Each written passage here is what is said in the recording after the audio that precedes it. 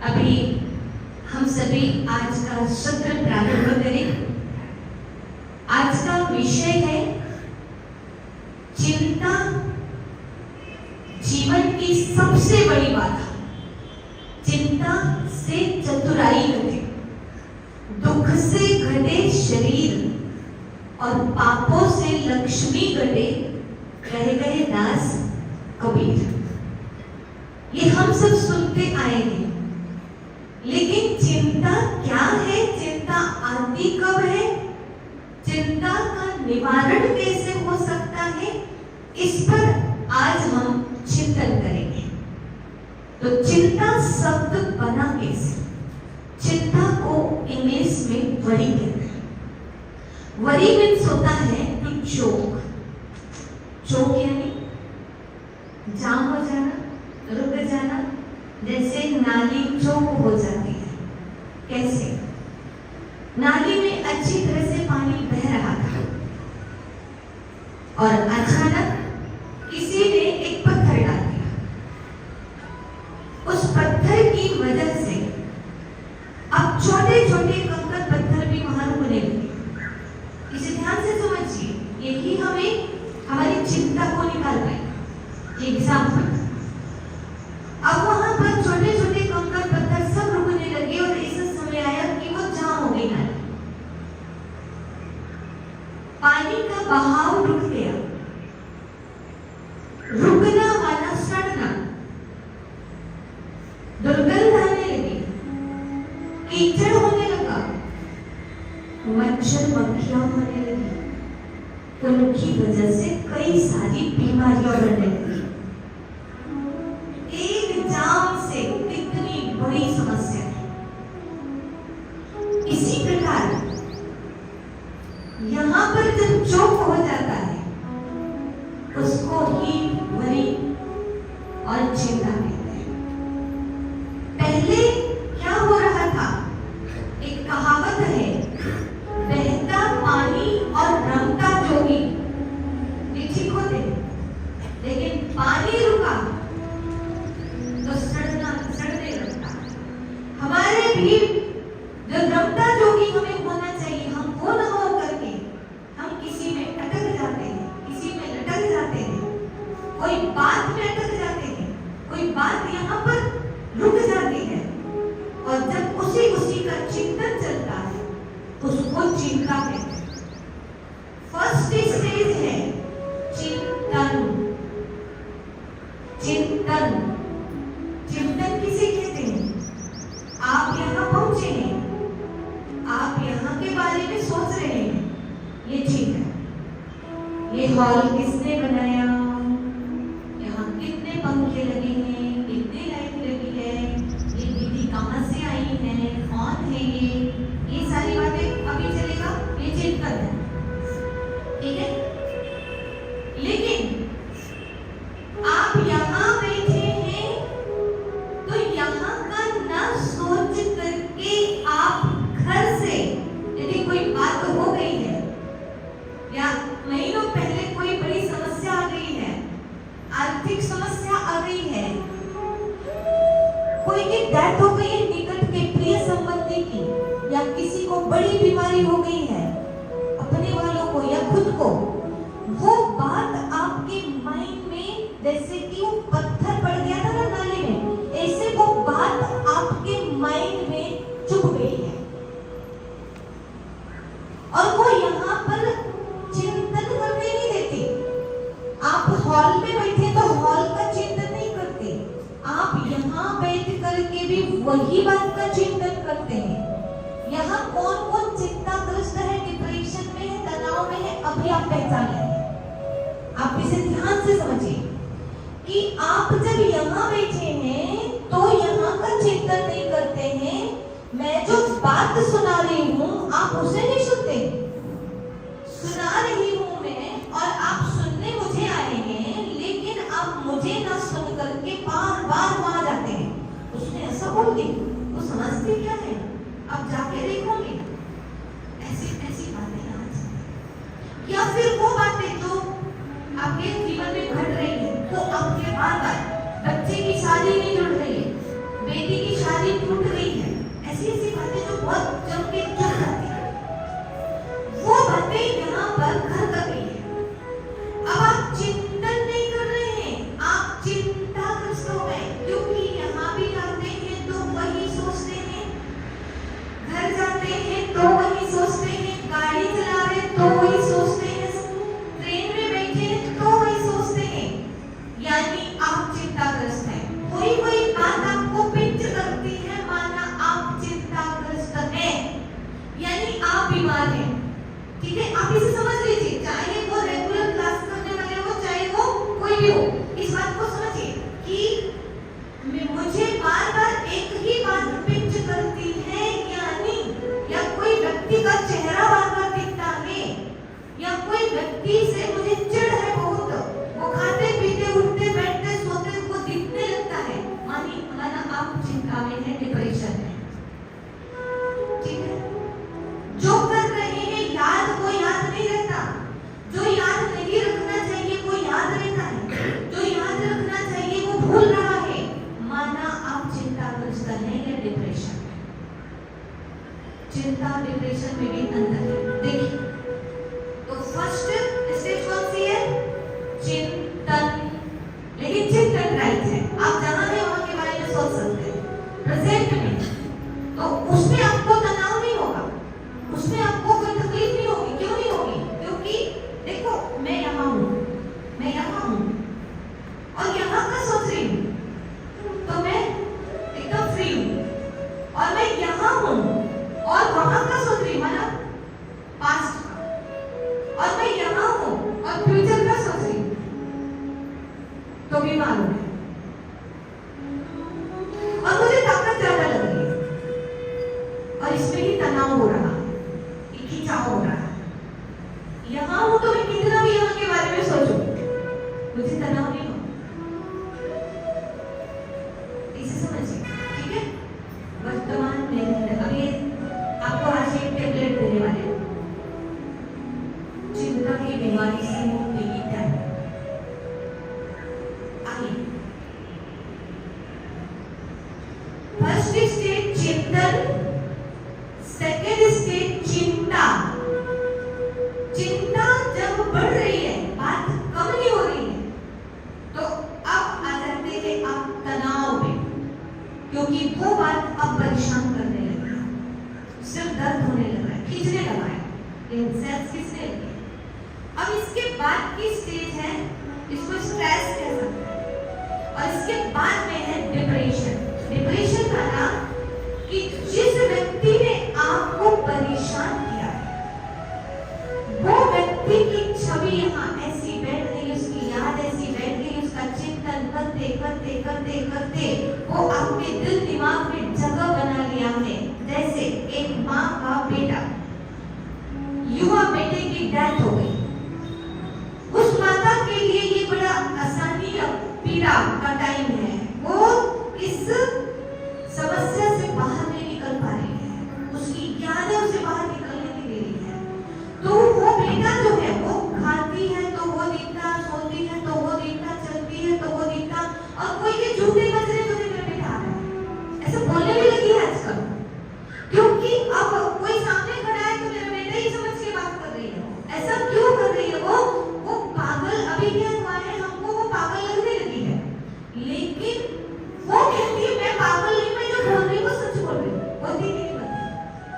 पागल व्यक्ति हमेशा अपने आप को पागल नहीं समझता है। क्यों नहीं समझता? क्योंकि सच में, जैसे मुझे ये फ्लावर दिखाई दे रहा है यहाँ पे, गुलदस्ता दिखाई दे रहा है यहाँ पे, और आपको मैं बोलूं कि ये है मेरे सामने है, तो आप कहेंगे कि हाँ है, लेकिन यहाँ पर ये ना रहे और मैं आपको बोलूं कि मेरे सामने बहुत सुंदर फ्लावर है, तो आप कहेंगे शायद स्क्रू ढीला हो। ये सोचेंगे, क्योंकि आप लोगों को नहीं दिख रहा है, मुझे दिखाई दे रहा है, और मुझे क्यों दिखाई दे, और मैं फुल कॉन्फिडेंस के साथ कह रही हूँ कि ये है। और क्यों कह रही हूँ? क्योंकि मेरे दिल दिमाग में फ्लावर बैठ चुका है, जैसे मीराबाई को कृष्णा दिखाई देते थे, जहां देखती हूँ वहां तू ही तू है, क्योंकि दिल दिमाग में वो बैठ चुके थे।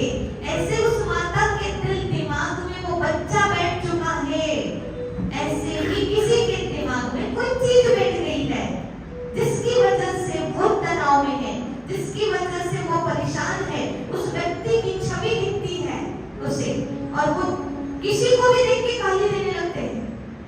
अभी डिप्रेशन वाले स्टेज में क्या हो रहा है, वो बात उनके डीप माने गहराई में चली गई है, सबकॉन्शियस माइंड में चली गई है वो व्यक्ति का चेहरा या वो बात, और अब उसको वही नजर आता है, उसी का चिंतन चलता है।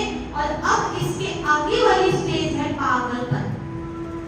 पागलपन माना कि अब जब वही दिखने लगा है तो अब वो क्या करते हैं, यहाँ वो व्यक्ति नहीं है पर उस व्यक्ति को देख रहे माना उसको गाली देने लगते हैं, क्यों तूने ऐसे किया मेरे साथ।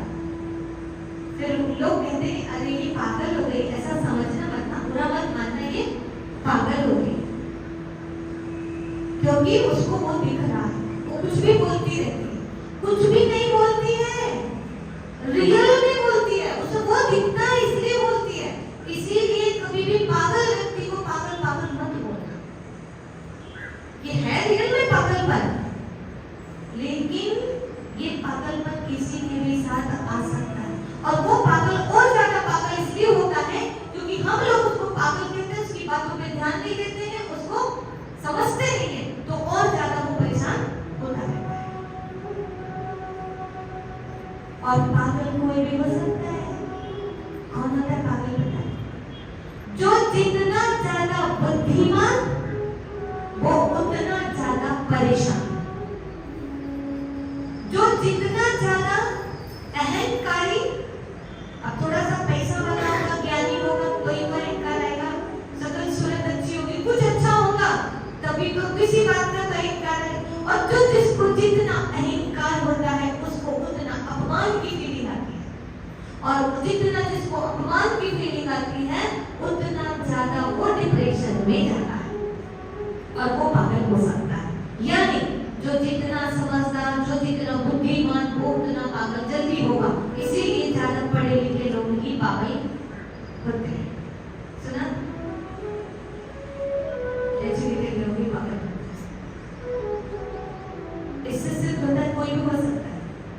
अच्छा, यहाँ पर कितने हैं उस स्टेज में कैसे पता किया जाए? अभी पहले मैं पूछ लूं, है क्या कोई डिप्रेशन में? अब क्या कहना चाहिए? डिप्रेशन में जो कहना चाहिए, अभी हमारे बताने के अनुसार जो जिनको लगा कि मैं डिप्रेशन में हूँ, वही बातें मेरे माइंड में आती है, काम की बातें मेरे माइंड में नहीं आती है, तो इससे तो अंदाजा लगा नहीं, लेकिन और सूक्ष्म तरीका बता रहे हैं हम आपको, ठीक है? और सूक्ष्म तरीका कहीं निकल जाएंगे अभी, देखिएगा। कलयुग में अधिकांश वही लोग होते हैं। अच्छा आप बताइए, पागल व्यक्ति खड़ा है, आप कैसे पहचाने? वो तो बताएगा नहीं पागल हूं, आप कैसे पहचाने? बोलिए कैसे पहचाने? कुछ भी बोलता रहेगा। हाँ, एक दूसरा हरकतें बताइए, उससे पता चलेगा हमारी भी स्टेज क्या है। कपड़े से मतलब नहीं उसको, ठीक है? और अपनी खुद की शुद्ध खुद नहीं रहेगी, और गिरी हुई चीज खा लेगा, नाली का पानी पी लेगा, इस तरह कुछ भी करेगा तो समझ जाए, कचरा उठाएगा, है ना, तो समझ जाएंगे कि फालतू की चीजें उठा के रख रहा है, थैले में भर के रख रहा है, पागल है, देखते समझ, ठीक है? जहां हंसना नहीं वहां हंसेगा तो समझ जाएंगे पागल है। यानी साथ की बात ये है कि जो मुझे नहीं करना चाहिए और वो मैं करती हूँ, माना, बोलिए, चेहरे में प्रसन्नता लाइए, नहीं तो फिर डिप्रेशन वाली स्थिति दिखाई देगी। चलिए, जो मुझे नहीं करना चाहिए वो मैं कर रही हूँ, तो कौन है? पागल। अच्छा आप बताइए, जवाब दीजिएगा, गुस्सा करना चाहिए?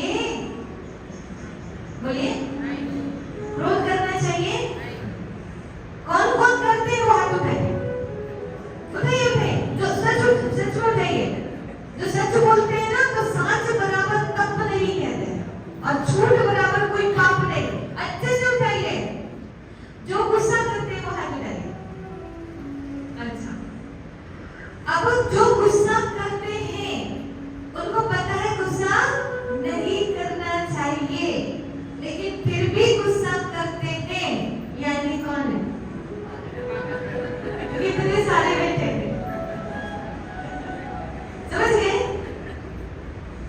मुझे गुस्सा नहीं करना चाहिए, फिर भी मैं करती हूँ। इससे सिद्ध होता है कि जो नहीं करना चाहिए वो करें। और बच्चों पे करना पड़ता है। अच्छा, जिस दिन आपका बच्चा गुस्सा करता है तब आप हमसे क्या कहते हैं? दीदी मेरा बेटा बहुत गुस्सा करता है, इसका क्या उपाय है, कैसे ठीक होगा? तो आपने गुस्सा करके उसको ट्रेनिंग दिया है कि बच्चा गलती करता है तो मम्मी गुस्सा करती है। अब मम्मी गलती करेंगी तो बच्चा गुस्सा करेगा।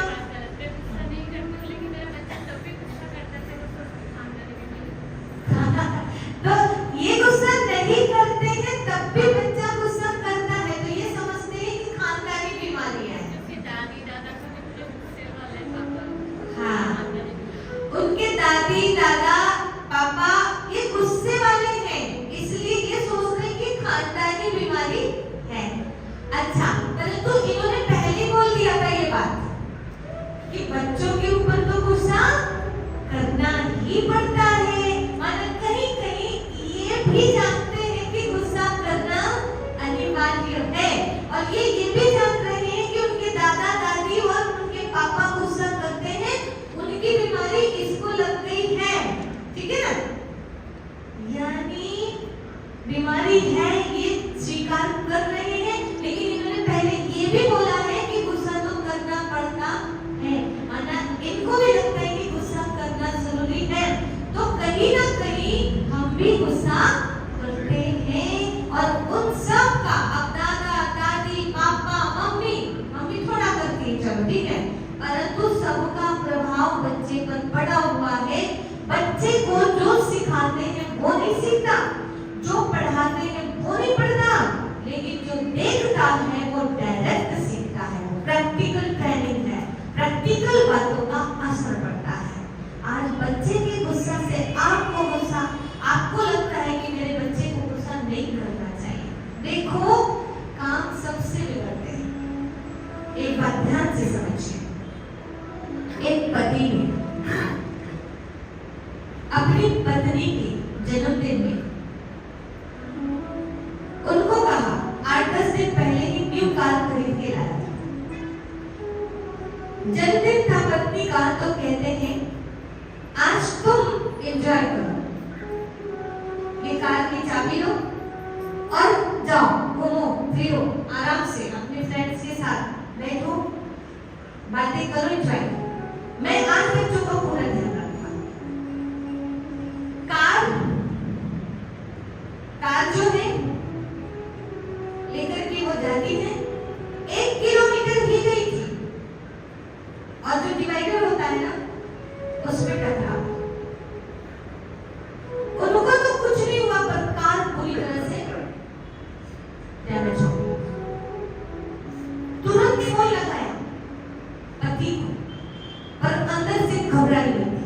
न्यू कार है, अभी 8-10 दिन पहले आई है, डर गई अंदर से, क्या होगा क्या होगा।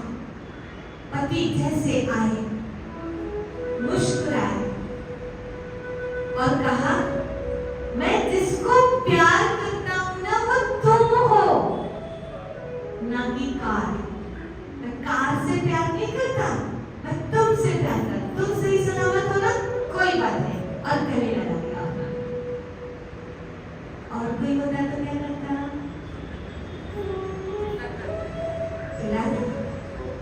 अपने वालों से गलती नहीं होगी तो किससे होगी? भगवान से होगी। लाखों की करोड़ों की कार है, लेकिन अगर पत्नी के हाथ से भी कुछ हो गया तो इंसान से प्यार करो और वस्तुओं को यूज करो। हम क्या करते हैं? वस्तुओं को प्यार करते हैं और इंसान को यूज करते हैं। बच्चे ने तोड़ दिया, फोड़ दिया, पढ़ नहीं पा रहा है, आप जैसा चाहते उतने नंबर नहीं ला पा रहा है, तो भी आपको प्यार करना चाहिए। हमको प्यार करना चाहिए। क्यों? क्योंकि सीधी सी बात तो ये है कि आपके पिछले कर्म ही इतने अच्छे नहीं थे, आपकी किस्मत इतनी अच्छी बना के नहीं लाए हो आपको होशियार बच्चा मिले।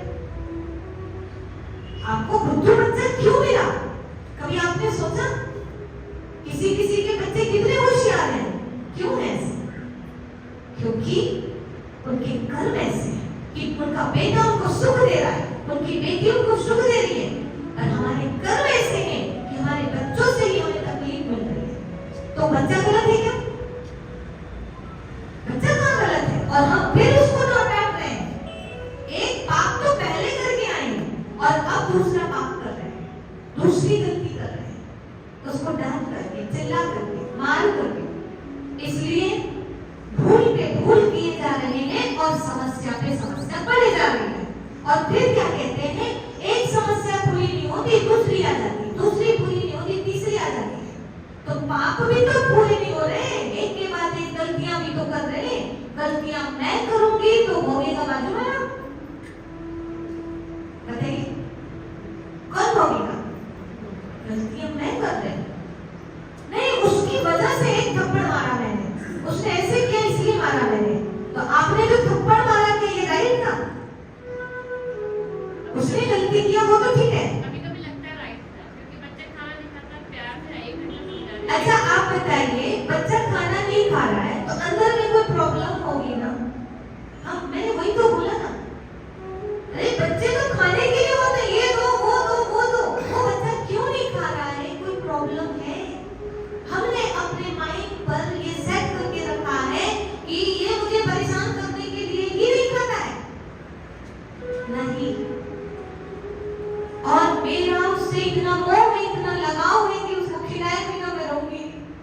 अरे भूख लगेगी तो ऑटोमेटिक खाएगा, कब तक नहीं खाएगा?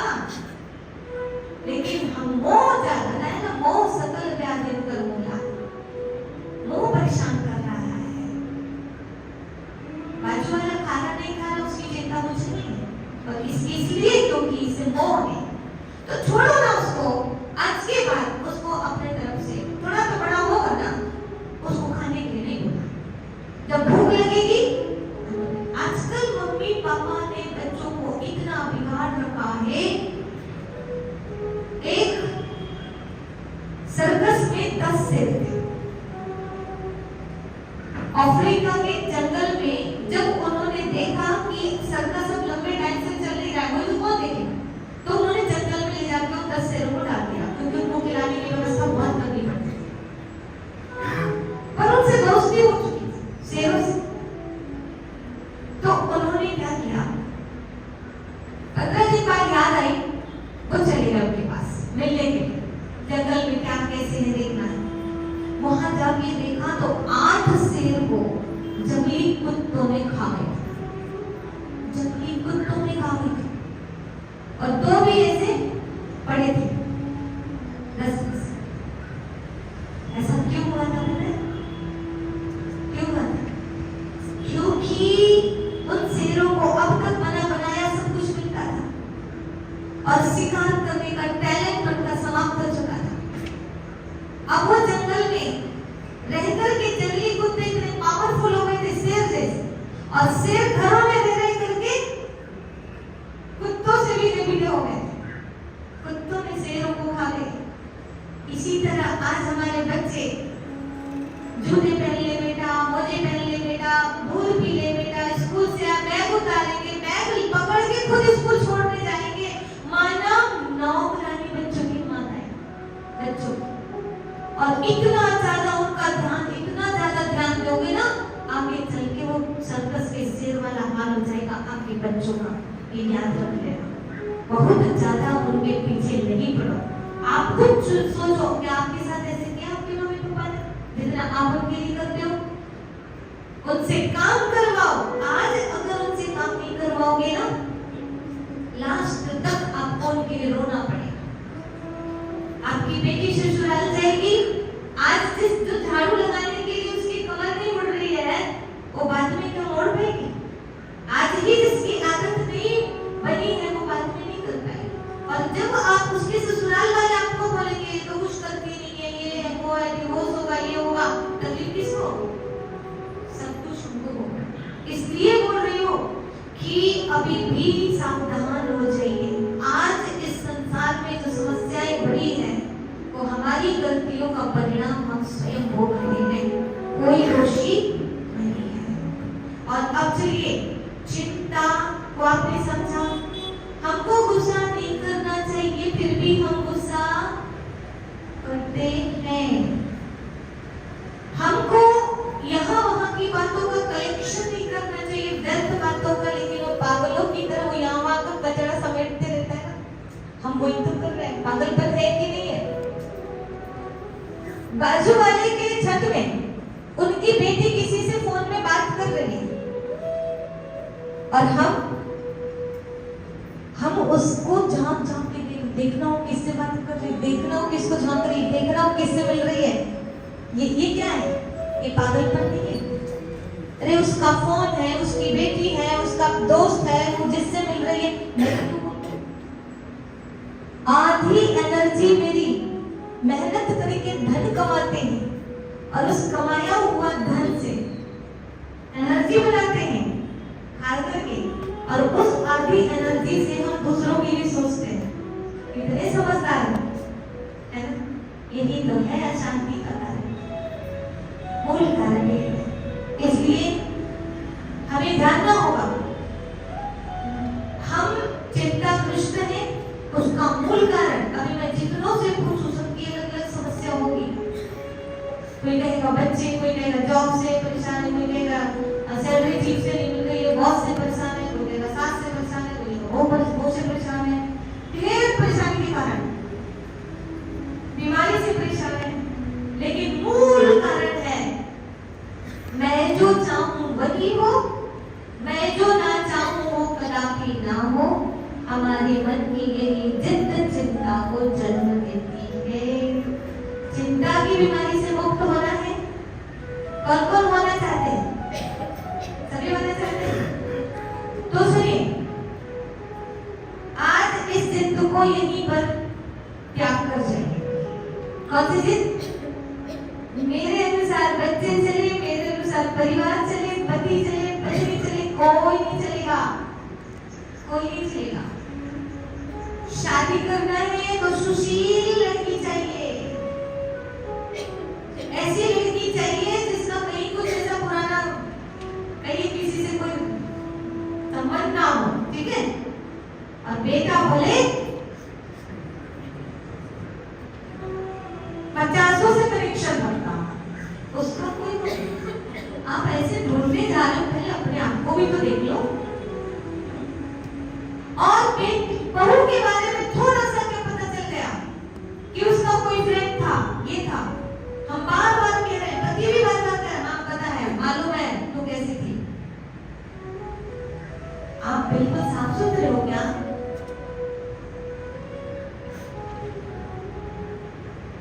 हम दूसरे को उनसे ऐसा एक्सपेक्ट करते हैं कि वो बिल्कुल दूध के धुले होने चाहिए, और हम कैसे हैं?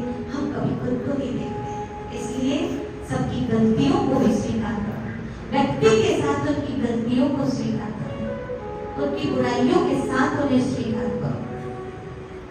कोई भी नहीं है कलयुग में राजा हरिश्चंद्र, क्योंकि हम खुद नहीं है तो दूसरे कहां से होंगे? और आप यदि चाहते हैं ऐसे लोग तो आप बन के दिखाएंगे। आपको देखकर ही कोई बन जाए तो अच्छी बात है ना? तो ये एक्सपेक्टेशंस जो है हमारी, इन्हें खत्म करिए।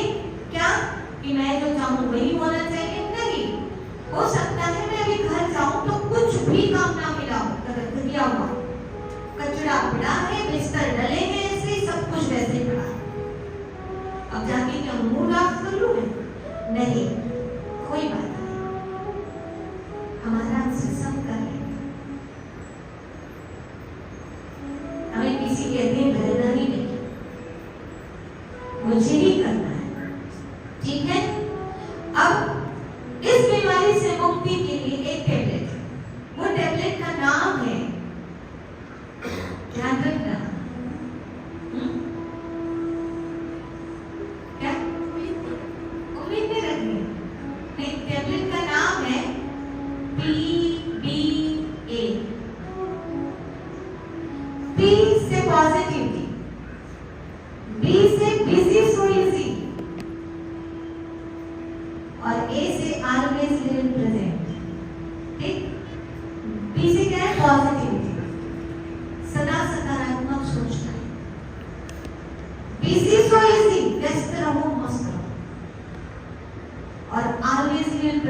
सदा वर्तमान में जियो। कैसे यूज करना है इसे, कैसे यूज करना है वो देखिए। तो पी से पॉजिटिविटी, पॉजिटिव रहना। अब कैसे रहना सुनिए, एक एग्जांपल देती हूँ, जल्दी समझना है। एक बार ऐसे ही सिविल सेंटर हमने उनको ये टैबलेट दिया। अब वो टैबलेट लेकर, ठंडी का समय था, वो घर पहुंचा। वो भाई जो यहाँ आए हुए थे वो घर पहुंचे, प्रैक्टिकल घंटा। अब जैसे वो वहां पहुंचे तो हुआ क्या, हमने कहा था पॉजिटिव सोचना, हर उल्टी बात को उल्टा कर देना, टेंशन नहीं होगा। हर उल्टी बात जो लगे आपको उसको कुछ ना कुछ पॉजिटिव में परिवर्तित करना। अब वो घर पहुंचा, आंगन में धूप में बैठा, टेबल की चेयर में बैठा, टेबल में पेपर रखा था, उठाया पढ़ने लगा। उतने में उनकी पत्नी आई, चाय लाई, चाय पी। अब ये ध्यान पूरा पढ़ने में था, बस ऐसे पकड़ा ही था, उन्होंने छोड़ दिया। अभी ढंग से पकड़ा ही नहीं था, छोड़ दिया। और वो चाय पत्नी के पाँव में गिरी। और जैसे पाँव में गिरी, पत्नी को गुस्सा आया और क्या कहती है, गाली दे दिया। जानवर कहीं के, दिखता नहीं है क्या? अब जैसे जानवर कह दिया, अब उसे गुस्सा आ ही रहा था, पर याद आ गया क्या कि आज गुस्सा नहीं करना है, पागलों का काम है गुस्सा करना, ठीक है? और दूसरा पॉजिटिव लेना है, हर बात को पॉजिटिव में परिवर्तित करना है। अब इसमें क्या पॉजिटिव करूं भाई, मेरी पत्नी जानवर कह रही है, हाँ? अब कैसे पॉजिटिव कर लूं? तब फिर बहुत देर तक सोचता रहा, क्या पॉजिटिव करूं, क्या? अभी गुस्सा नहीं कर पाया, लेकिन थोड़ी देर में उसने क्या किया, कप के टुकड़े पड़े थे उनको उठा दिया, झाड़ू पोछा सब कर दिया। पत्नी बार बार उधर से देख रही थी, गुस्सा थी। जैसे देखा कि झाड़ू पोछा सब हो गया, क्लीन हो गया, तो थोड़ा सा सुकून मिला उसको। दोबारा चाय बनाई, थोड़ी देर के बाद किसी के लिए, तब इनके लिए भी आई, और डन डन डन डन आकर के गुस्से में पाँव पटकते हुए और टक से चाय रखते टेबल पर चली गई। और फिर उसके बाद भोजन का टाइम आया। भोजन के टाइम पर पत्नी देख रही है कि मेरे पति जो है वो मुस्कुरा क्यों रहे, इनके चेहरे पर मुस्कान आ चुकी थी अंदर। क्यों? क्योंकि इनको पॉजिटिव राज मिल गया था, उसने उस टाइम क्यों वो पॉजिटिव कर दिया था। अब वो मुस्कुराए जा रहे थे, भोजन कर रहे थे, वो बोल नहीं रही थी, गुस्सा थी, पर वो सोच रही है अंदर अंदर कि इनको हो क्या गया, ये मुस्कुरा क्यों रहे। वैसे ही मैंने आज सब तो बोल नहीं हूँ। उसके बाद में अब सारा दिन वो पति के बारे में सोचती रही, लगा कि नहीं मैंने गलत किया, मुझे ऐसा नहीं बोलना था, चाय नहीं तो गिरी थी। देखो वो बस चटाप कर रहे, जिसको बोला वो मजा ले रहा है, समझ रहे हैं? आज ऐसा हुआ है, तो अभी तक वो भी परेशान होता था। और फिर उसके बाद शाम का टाइम आया भोजन का, तो उस समय कहती अब तो ना माफी मांग लेना चाहिए। भोजन देते देते कहती है, वो ना सुबह मैंने जो बोल दिया था ना उसके लिए माफ कर दो। तो बोले क्या बोला था? वो जो सुबह बोल दिया था ना उसके लिए माफ कर दो। तो बोले मैं ऐसा तो कुछ बोला नहीं माफी मांगने लायक। तो बोले वो जो जानवर कहीं के लिए बोल दिया था क्या, उसके लिए माफ कर दो। तो बोले जब से तुमने जानवर बोला है तब से तो हम कितना प्रसन्न है, खुश है, तो देख नहीं रहे हो।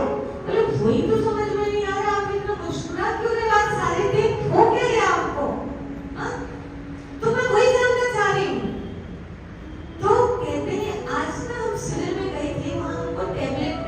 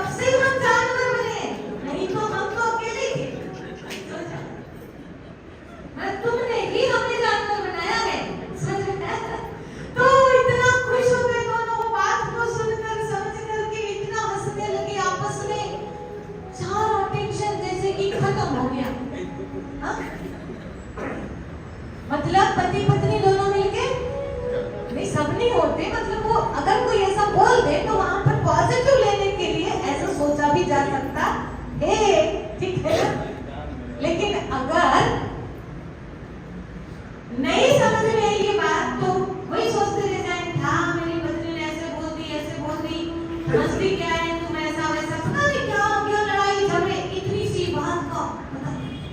अच्छा एक बात बताओ कि अपनी पत्नी अपने को कोई बोल नहीं सकती? भाई लोग बोलिए, हाँ बोल सकती है ना? तो आप बोलेगी तो आप गुस्सा तो नहीं होंगे? बोल सकती है, इनकी तरफ से छुट्टी है। आपके तरफ से आपके पति आपको कुछ बोल सकते हैं? हाँ? कोई गालियां दे दिए तो चलेगा? नहीं चलेगा? क्यों नहीं चलेगा? क्यों नहीं चलेगा? अपने वाले गाली नहीं देंगे तो पड़ोसी देगा। आप सोच के देखो, गलतियां अपने वालों से होती हैं, गुस्सा अपने वालों से होता है, सब अपने वालों से ही तो हो रहा है ना। अब हो भी गया तो माफ नहीं कर सकते? सोचो, माफ नहीं कर सकते? कर सकते हैं ना? नहीं, मुझे ऐसे कैसे हो, मैं भी पढ़ी लिखी हूँ, मैं भी अच्छे खानदान की हूँ, आप मुझे समझते क्या हो? ये है अहंकार, और ये अहंकार बीच में आता है और रिश्तों को तोड़ के रख देता है। समझ में आ गया? टैबलेट कैसे यूज करना है, पी तो समझ में आ गया। अब जब भी अभी घर में जाओगे और कोई बोला कुछ, तुरंत ध्यान के रखना, मुझे नेगेटिव को पॉजिटिव में बदलना है। सास ने बोली कोई बात नहीं, बच्चों ने अभी तक सोए पड़े, कोई बात नहीं, प्यार से उठा लेना। पढ़ोगे तो पाओगे, नहीं पढ़ोगे तो पछताओगे। हम क्यों परेशान हो? हमारा काम है समझाना, एक बार, दो बार, तीन बार, वो भी प्यार से। नहीं समझते तो उसके बाद में जब तुम फेल होगे उस दिन हम मुस्कुराएंगे और कहेंगे कि बेटा हमने कुछ बोला था। जब गलती होगी तो हम मुस्कुराएंगे, पहले हमने समझा दिया, मान जाओ तो ठीक, ना मानो तो ठीक। तो ठीक है, तो इस टैबलेट को गाय के साथ खाना है, किसके साथ खाएंगे? चाय दूध के साथ नहीं चलेगा, इसको खाना है शांति रूपी शीतल जल के साथ। जब आप शांत रहेंगे तभी पॉजिटिव सोच पाएंगे, नहीं तो तुरंत जवाब देंगे तो गड़बड़ हो जाएगा। शांत रहेंगे तभी बिजी से बिजी व्यस्त रहेंगे। ढेर सारा काम भी दिया जा रहा है आपको, नहीं दी ढेर सारा काम भी दिया जा रहा है, तो भी याद रखना क्या, जो जितना ज्यादा काम करेगा उसको एक्सरसाइज नहीं करनी पड़ेगी, उसको जिम नहीं जाना पड़ेगा, पैसा वेस्ट भी होगा। हाथ पैरों को हिलाना डुलाना बहुत जरूरी है, मशीन है, इसको यूज करना जरूरी है, तो जाम हो जाएगी, फिर ऑयल डलवाना पड़ेगा, फिर बहुत कुछ करना पड़ेगा, सही है ना? इसलिए जो जितना ज्यादा जिसको काम करना पड़ता है वो उतना भाग्यशाली है और वो उतना स्वस्थ रहता है। नहीं तो इधर बर्तन मांज रहे, मैं अकेली हूँ क्या, सारे लोग उधर बैठ के टीवी देख रहे हैं, मैं कब तक करती रहूंगी, ऐसा नहीं, ऐसा नहीं। लेकिन मैं ही भाग्यशाली, मजे से मांज रही हूँ, एक्सरसाइज हो रही है मेरी, दुआएं मिल रही इतने सारे लोगों की, जिसको दुआ में जिसको दवा की जरूरत नहीं पड़ती है।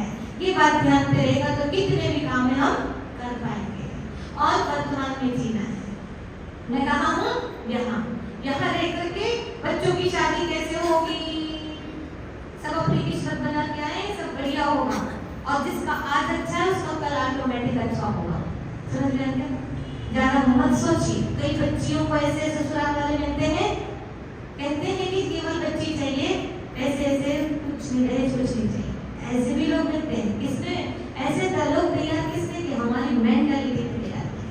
पहले से आप कहोगे बेटी के लिए पैसा इकट्ठा कर रही हूँ, बीमारी के लिए पैसे इकट्ठा कर रही हूँ, तो उसी के लिए खर्च भी होगा, और आप बस अपने तरफ करते जा रहे हैं, ज्यादा किसी के लिए सोच नहीं रहे। सब कुछ अच्छा होगा, सब कुछ अच्छा होगा, ठीक है? तो वर्तमान को ठीक बनाइए, क्योंकि भूतकाल सपना है, भविष्य काल कल्पना है, और वर्तमान काल अपना है। इस अपने को अब सपना और कल्पना में मत बर्बाद करिए, नहीं तो ये अपना भी एक दिन सपना बन जाएगा और हम रोते रह जाएंगे। इसलिए वर्तमान में अभी यहाँ से जाएंगे मुस्कुराते हुए जाएंगे, सब यहाँ चेहरे अभी वर्तमान में मुस्कुराइए। आज इसका खुशी में बीतेगा, कल इसका खुशी में बीतेगा। हम कहते हैं मैं खुशी के लिए पैसा कमा रहा हूं, नहीं, हम खुश रह के पैसा कमा रहे हैं। क्या करते हैं? क्या करते हैं? खुशी के लिए करेंगे तो पता नहीं खुश रहेंगे। आज डिप्रेशन में पैसा कमा रहे हो खुशी के लिए, तो डिप्रेशन ही परिणाम आएगा, आएगा नहीं आएगा?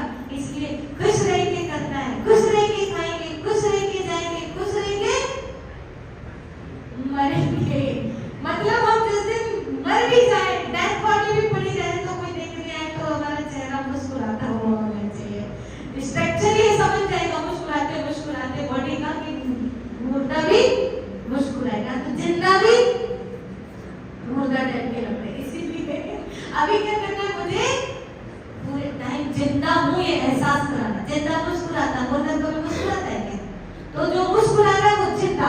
और जो टेंशन में डिप्रेशन में हो तो आप कौन हो? तो चलिए सभी 3 मिनट साइलेंस जो लगेंगे, मेडिटेशन करेंगे और फिर से अभी इस पल में मन को स्थिर कर दीजिए, मुस्कुराइए और आज मुझे बोध हो गया, मैं जैसा सोचती हूँ मेरे साथ वैसा ही होता है। मेरा वर्तमान ही मेरे भविष्य का निर्माण कर रहा है।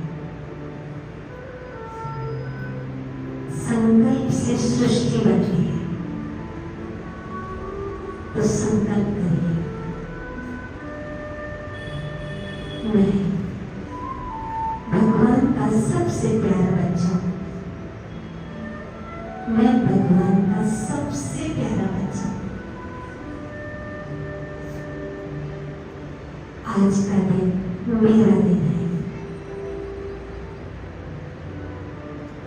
आज मेरे साथ सब कुछ अच्छा होने वाला है। आज मुझसे जो भी मिलेगा मुस्कुराते हुए मिलेगा, क्योंकि मैं शुरुआत ही मुस्कुराहट से करूंगी।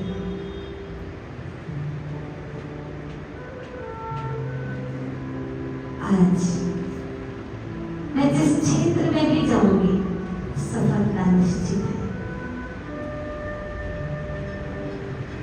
आज डबल एनर्जी से मैं कार्य करने वाली हूँ। उमंग उत्साह से मेरे बच्चे मेरी हर बात मानेंगे, मुझे बहुत प्यार करेंगे, मुझे विश्वास है, क्योंकि मैं अब उन्हें बात बात में टोकना बंद कर रही हूँ। मैं उन्हें उन पर गुस्सा करना बंद कर रही हूँ। अब से मैं उन्हें समझूंगी,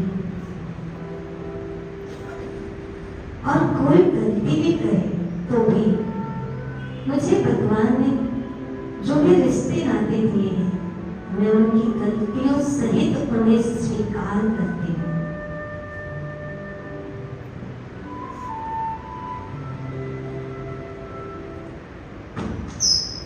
सभी 2 मिनट के लिए अपने आप को परमात्मा को समर्पित कर लीजिए। भगवान मेरे साथ है।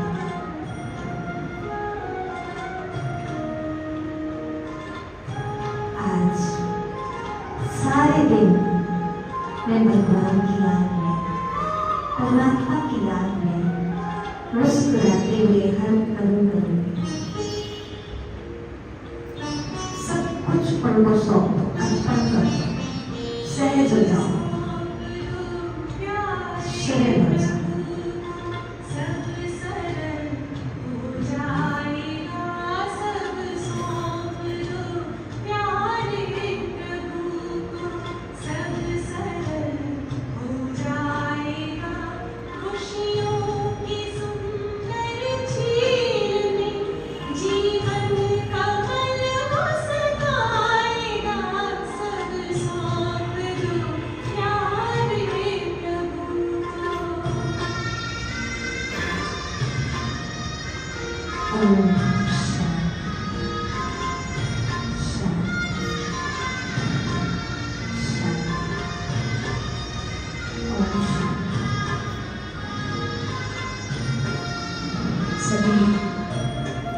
ऐसे ही मुस्कुराते हुए भगवान का को साथ में अनुभव करते हुए अपने अपने घर की ओर जाएंगे। अभी कोई डायरेक्शन हो तो